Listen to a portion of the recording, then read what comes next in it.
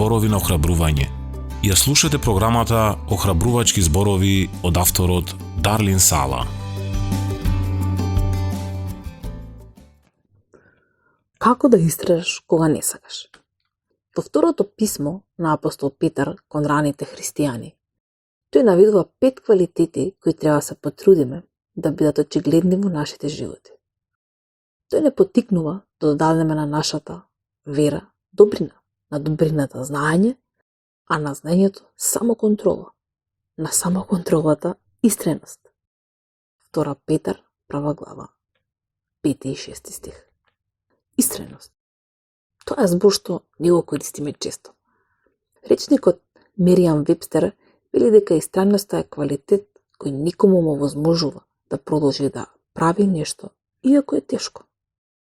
Не е ни чудо што не зборуваме многу за истреноста, затоа што да бидеме реални, не сме автоматски привлечени кон работите што се тешки.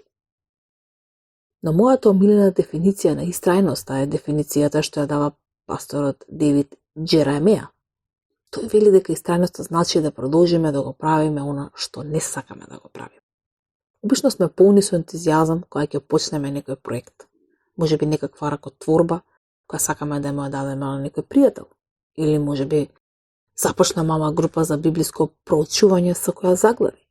Или можеби почна да пишуваш писмо на благодарност за добрината што некој ти ја сторил, но никогаш не го заврши. Еднаш почнав да пишувам книга. За неколку недели загубив интерес.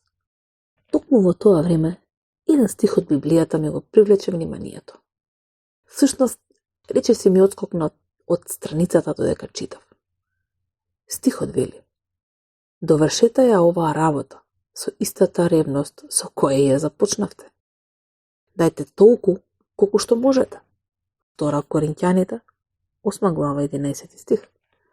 Добро, Господе, ја сваќам поентата. Синонимите за истреност се упорност, непрестојност, жилавост, неуморност и цврстина. Како и да ја нарекуваш? Да го замолиме Бог да ни даде истреност. Да го завршиме тоа што го започнавме за Негова слава.